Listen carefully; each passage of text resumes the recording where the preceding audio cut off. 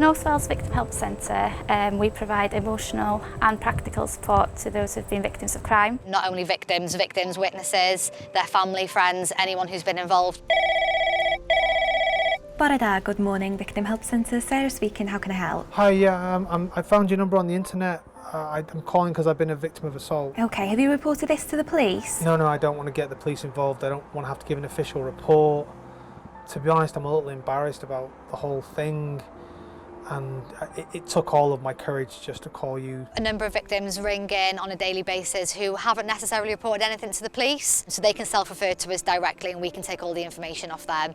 Victims don't have to have reported anything to the police in order to get support from the Victim Help Centre. That's okay, there's no need to be embarrassed. We are a free and confidential service. Do you want to tell me a bit about what's happened and I can see if we can help you? Our role is to provide a risk assessment with the victims, see if there's any support we could provide them. And how are you feeling now? I'm paranoid, I'm not sleeping, but the worst thing is I just feel like I've got no one to talk to. We've got a pool of volunteers who are across the whole of North Wales and they can offer ongoing emotional support to victims, which could be things such as helping out filling forms if they need any help with that, just talking them through the crime, how it's affected them, looking at coping mechanisms and moving forward and building their confidence really after being a victim. Here at the Victim Help Centre, we could offer you some emotional support because sometimes it's easier to talk to a volunteer than friends and family. Yeah, that sounds good, but what would it entail? So with the emotional support, that would be with a specially trained volunteer who'll be able to talk to you about what's happened, how it's affected you and develop coping strategies around that.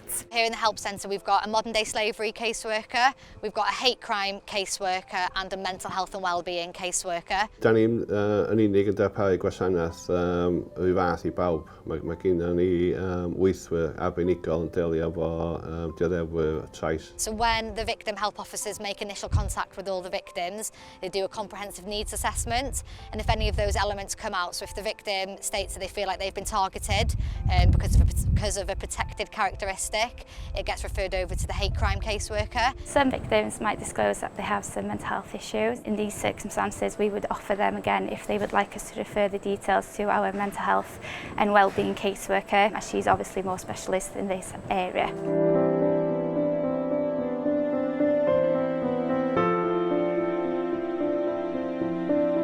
If you'd like to get in contact with us, you can do so over the telephone. On our website you can self-refer your details to us and we will attempt to make contact as soon as possible.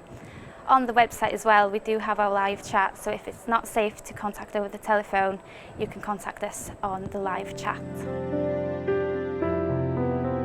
Yma yn y ganolfan, mae gennym ni swyddogion sy'n gallu cefnogi rheini sy'n teimlo mwy cyfforddus yn siarad yn y Cymraeg.